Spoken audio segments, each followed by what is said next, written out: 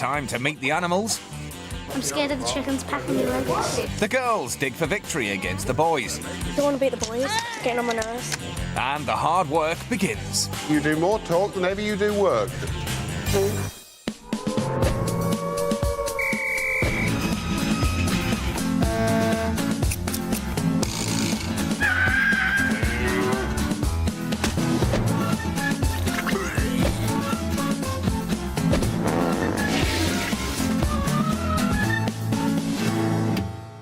Hello and welcome to Evacuation. Yesterday our modern-day evacuees arrived here at Castle Farm in Norfolk and were transported back 60 years to live in wartime Britain. Their journey back in time began at a train station where they faced some good old-fashioned discipline. Stand straight. Hands out your pockets. After a tearful goodbye to their parents and their first taste of 1940s food, our 12 streetwise boys and girls arrived at their new country home, and there was a big shock in store. No! Oh my God! It was bye-bye 2006, hello wartime Britain. I thought we'd be able to keep some stuff. And their hosts, Mr. and Mrs. Rivet, certainly won't tolerate any nonsense on their farm. They are going to live by my rules. This is my home, and they are going to do what they are told. It's hard work for our evacuees, outside toilets, chamber pots and hearty country food. If you don't like it, you'll have to leave it, but they'll be up until the morning.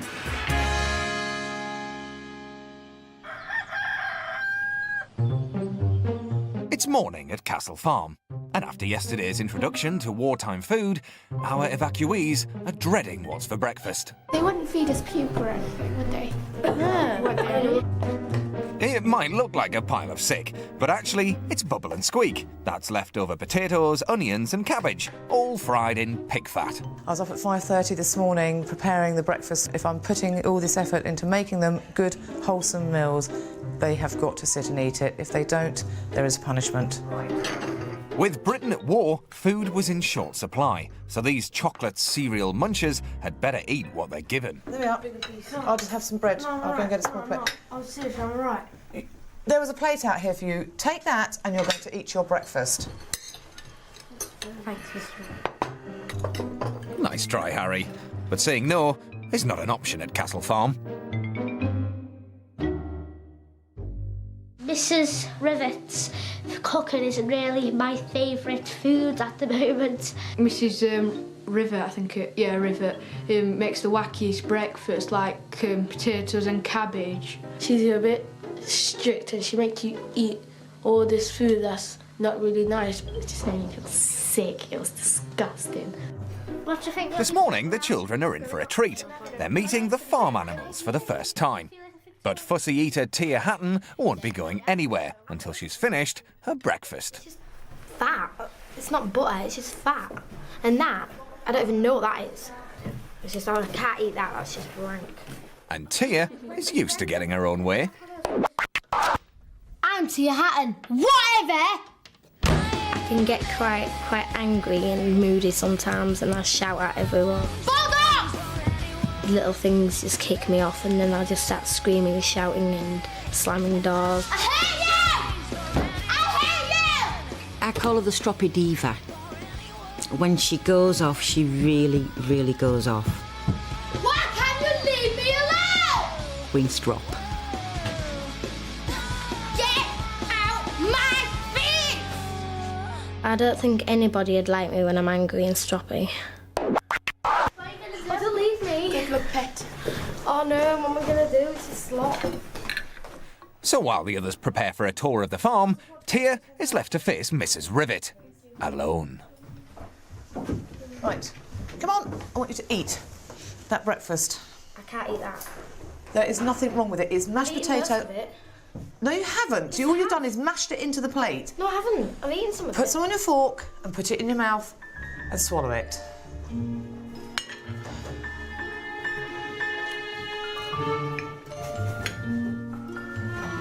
Chew it, swallow it.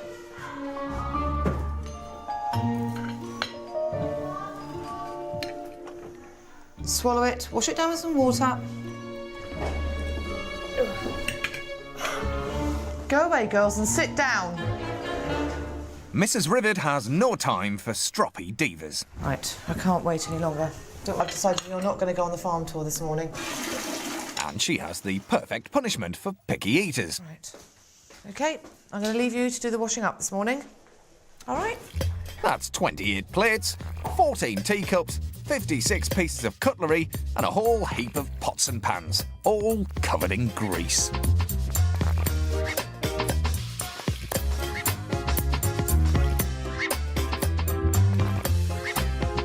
Nearly an hour later, and Mrs. Rivet's back to check on progress. Will Tia be allowed out to meet the animals? Have you got through all that?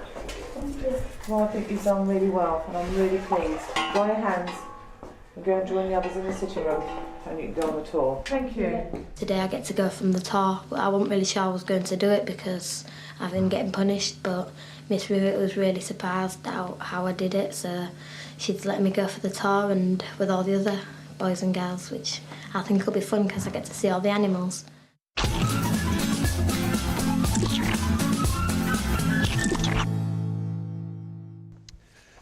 Well, Castle Farm is home to our evacuees for the next couple of weeks, but I think it's time that they got to know some of its other inhabitants. Good morning, girls. How are we doing? Right, boys and girls. You've met my two friends here, Paul. This is Mr. Patrick, my farmhand, and Miss Victoria, the land girl, who's come up from the city to help us on the farm. Now, we're going to go and have a look at the animals now. Off we go. In a line, please. Just like the original evacuees, life on a country farm is a million miles away from what these city boys and girls are used to. They like to stay indoors and get waited on hand and foot. Hi Mum, can you come and fill up my fridge because there's nothing in it and I'm hungry? For them, looking good is everything. And they think food comes from the local takeaway. But now this soft lot are in for a shock. Back in the 1940s, supermarkets didn't even exist, and if you lived on a farm, food was self-service. Mr. Patrick, have you collected the eggs this morning? No, I haven't collected the eggs this morning. I thought they might like to have a try. And we'll have 3 at a time. Go and collect some eggs. And be careful with those eggs, because what you drop, you won't have to eat. You can take that one out of there. They probably got eggs underneath. So there you put your hand under there and get the egg out. She might peck you, but not to worry. See, she's a bit protective. There's one there, I can feed it. There you go, look. You can take that one out now. All right. See, just ease her up. There's lots of eggs under there. So warm. Yeah, they're nice and warm.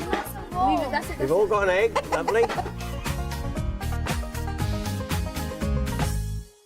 Next 3, Mr. Rivet.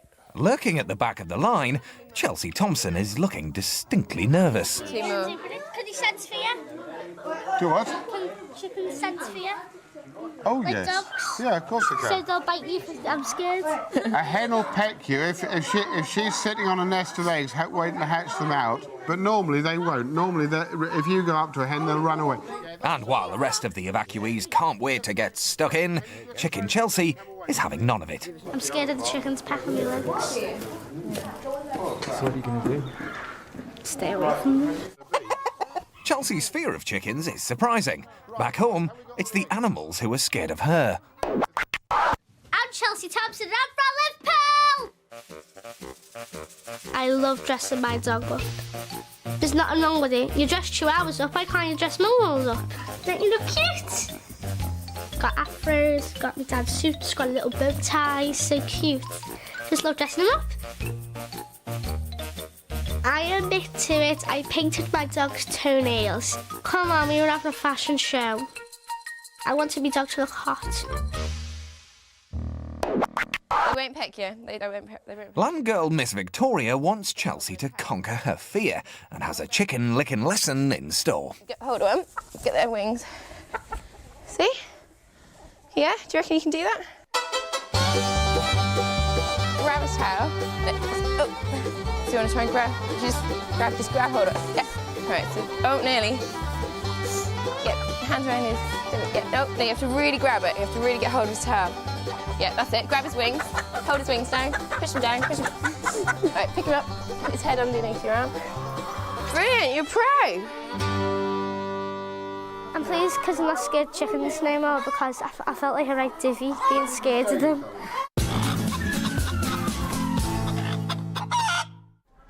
Well, you might think that milk comes from a supermarket or that it's delivered to your door. Well, no, it actually comes from Daisy here. And if our evacuees want some milk, they've got to come and get it themselves. You put your fingers like that, 2 fingers, and this third one, and you pinch and pinch with that one a second. So pinch, see? Pinch, and again. Who's going to be first? You, Luke. Okay. London lad Harry Cracknell is not looking his usual cool self. That's it. Well done. Well done. Don't be afraid of pulling them. You won't hurt her. Not as easy as it looks, is it? When you milk a cow, you don't want to get a lot of straw in, you'll be eating straw with your cornflakes. Don't think you're a milkman, Richard, because it has to go in the bucket. Ready for that? It's got to be a bit braver than that. See how hard I pull?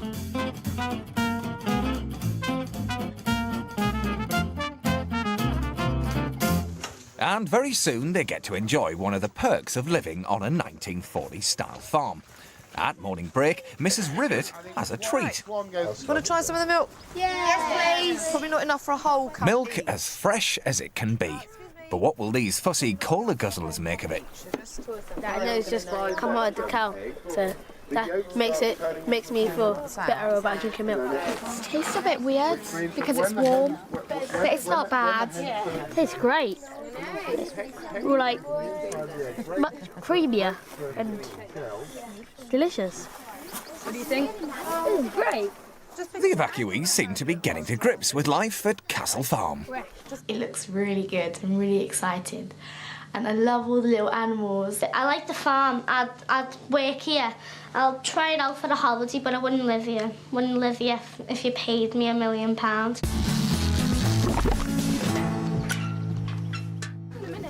Right, can we have all the girls lining up over here and all the boys lined up here? Nice. Evacuees weren't treated as guests. They had to work for their keep. And back in the 1940s, there was a big difference between the jobs girls and boys were expected to do. I'm taking the boys' team. And I'm taking the girls? Yes. OK, you're going to come with me and we're going to go and do some cooking. Mrs. Rivet believes a girl's place is in the kitchen, and she's determined to teach these fast food fanatics how to cook. Today, they have to bake their own bread. Well, if the girls think they've got it tough, the lads are about to find out that they're in deep doo-doo. Quite literally.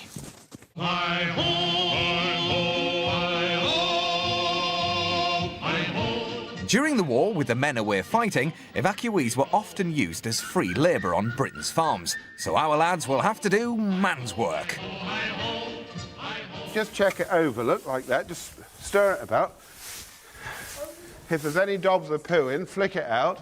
But leave it, look, 'cause I mean, otherwise we're just wasting good straw, all right? Off you go again. It's all a bit of a culture shock for self-confessed computer geek Richard Hall. Not liking it. It absolutely stings. So I'm managing.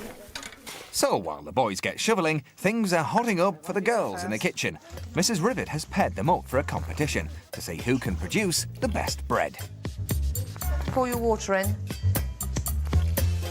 Get your hands in there now and really manipulate the dough to get it all to come together. This way. The secret to the perfect loaf is getting the mix of flour and water just right. Mrs. Rivet's standards are very high. Grief. Let's get some water and see if we can salvage this loaf of bread. Ours was too dry, and then we had more water, and now it's too wet, and then it just went wrong. I don't think it's going to rise properly because we put in too much flour. The girls will have to wait till tea time to find out whose bread is best. But did they enjoy their kitchen chores? To be honest, I'd rather be out playing, but I'd rather be doing this than cleaning out cows. Back at the barn, the boys are getting stuck in. Where's Josh? except wide boy Harry Cracknell, who is all talk and no action. Yeah, and brush all the good bits, like all here, over and like near the back. And the other lads are quick to spot it. Are you actually going to work or not? I'm waiting for a wheelbarrow. Mr. Rivet has no time for slackers. Do you know, my man, I think you're going to be a lawyer. Do you know what I mean by a lawyer? A solicitor, an advocate. I'll tell you for why, because you can talk the hind leg off a donkey. You do more talk than ever you do work. Now get on, get your back into it. That boy Harry, he's work shy. He's seriously got to improve, otherwise there's going to be trouble. Hurry. At home in South London, Harry has perfected the art of pulling a fast one. I'm Harry Cracknell and I'm from South London. I really like making a lot of money. Harry's a bit of a wheeler and dealer. He's a little gel boy. When I'm selling stuff, like, I sort of put like an old cockney with some, come get all your second-hand games for £20. Harry's got the gift of the gab. Tell you what, I'll give you a deal. 2 games for £40. He's got the pattern to sell anything. If he can sell it, he will sell it. I don't get embarrassed because I feel like loads of people do it, so I might just give it a try and that. Sweet. Harry's laziness is beginning to annoy the other boys, especially Luke Burton. Come on, get you back into it. Get back into it. You're not even doing nothing, you stand. No, I'm doing nothing. I've done more work than you. Yeah. Everyone's done more work than you. All you've done was the wheelbarrow. The wheelbarrow. I helped you put the stuff in the wheelbarrow, spreaded it. All you've done was the wheelbarrow. You couldn't even lift the wheelbarrow for a start. Oh, yes, I could. Have some of that. It seems at Castle Farm, nobody likes a layabout. I think Harry with his chores, I think he's not as good. I think we're doing all the hard work and he's thinking he's doing all the hard work, but he's not. Harry's a bit, big-headed and he thinks he's better than everyone else, and then when he gets pulled wrong or we all make a jerk, he gets, really defensive and then gets really angry. Harry, he's not right. He just thinks he's so full of himself and he just doesn't get it. He doesn't give up. He's just so full of himself. He's like, yeah, I can do this, yeah, I can do that. Well, what can I say about Luke? If, say, we're struggling a bit, he always goes, come on, do your best and that, look like me, and he don't really do that much. It's mid-afternoon, and our evacuees are enjoying some quiet time back at the house. While the girls are behaving like little angels, boys will be boys. They've gone completely off the rails. Oh dear, that sounds like someone's broken a chamber pot. Luke Burton is looking decidedly sheepish, and after their run-in this morning, work-shy Harry can't wait to drop him in it. Right, what happened with this? Well, Luke sort of got Richard in the cupboard, and they were all throwing all torches in to him, and as Richard's got out, I think he sort of pushed it onto Luke, and Luke sort of let go, and it's just smashed. All right, I'll go and deal with Luke. If you can go into the sitting room, please, boys. I will not have these evacuee children just coming into my home and just breaking things and acting like a bunch of hooligans. Right.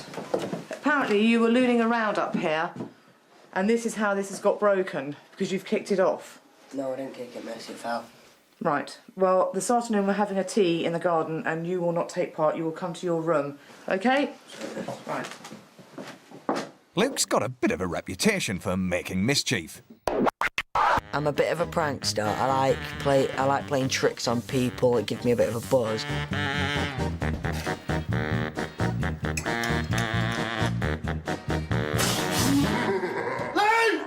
One day, I decided to put cling film over the toilet before my sister actually went to the toilet. Just before, she's noticed that the cling film's there, so she's come out screaming, Luke, I'm gonna kill ya! I was in hysterics on the floor and everything. It was funny. You've got to laugh at it, because otherwise you just end up crying. But he's not laughing now. Luke's punishment means he won't be going to this afternoon's tea party. Try number 2. Meanwhile, it's decision time. Which girls have made the best bread? Please take some from each pile and just taste it. And After the taste test, it's up to the evacuees to vote for the winning loaf. They were all really nice.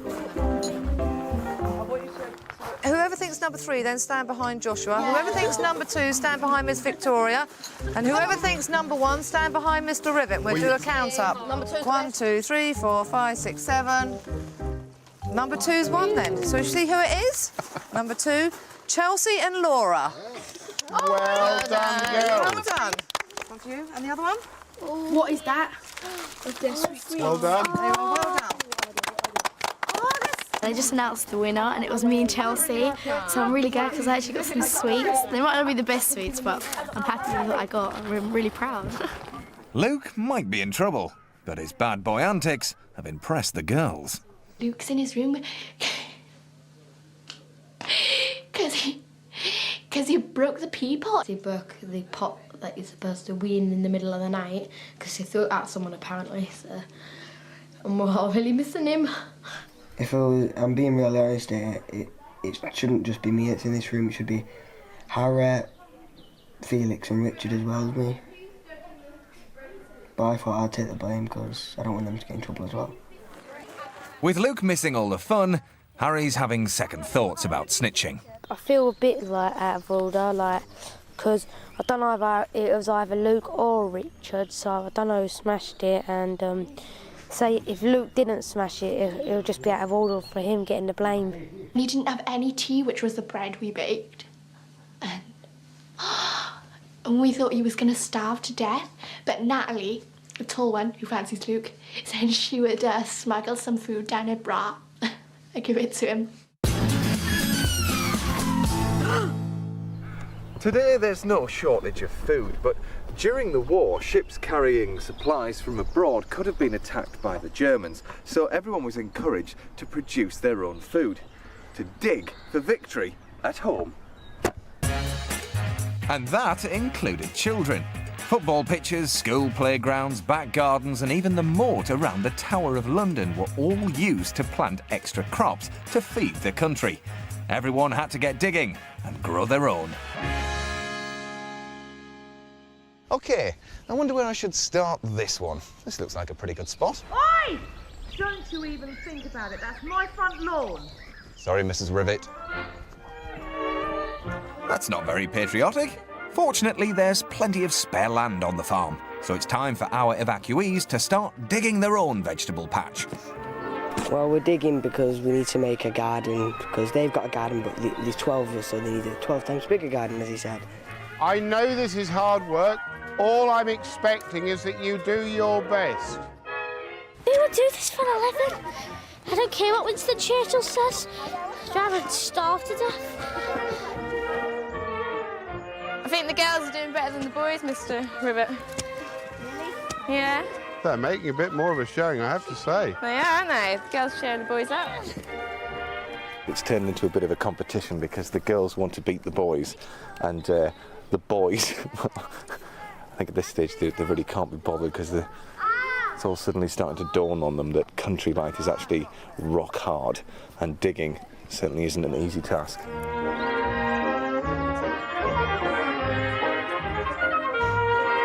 Now then, girls, how are we doing here? I won't step on the bit that you've done. This is great. I mean, this looks really nice and neat. Yeah, look at us. They've got like little patches of grass everywhere on there. They just look like they've been walking on there. Doesn't even look like they've done anything, like, digging-wise. That's great, right. You've got a good view of the lads here, so what do you think of their patch? It's pathetic. It's not the best vegetable patch in the world. I have to agree with you. I think I'll go and see what they have to say about the matter. All right, you're doing super. It's quite an interesting technique. You just sort of slice the edge and then just rip it up with your hands. Yeah? Yeah. I think, you know, to be honest with you, this kind of looks like you've just been sort of sticking your heels in it. If you look over there at what the girls have done, I mean, they've produced a really beautiful vegetable patch. Yeah. And this just looks a bit dodgy. Do you feel a bit embarrassed looking at what the girls are doing compared to what... I mean, they're in dresses.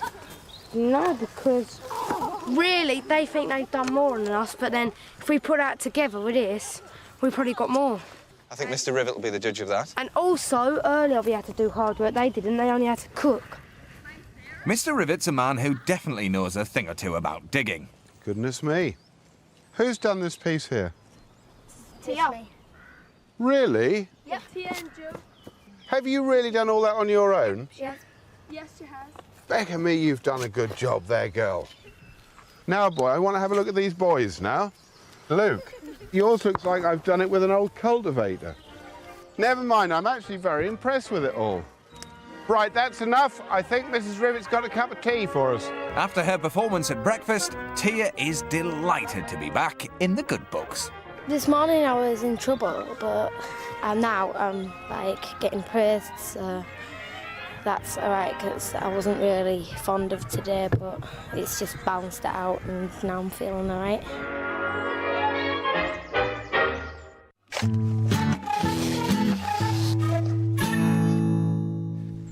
Well, all of this hard work and the fresh country air has really given our lads nice rosy cheeks. And it's a fact that hasn't gone unnoticed by the girls.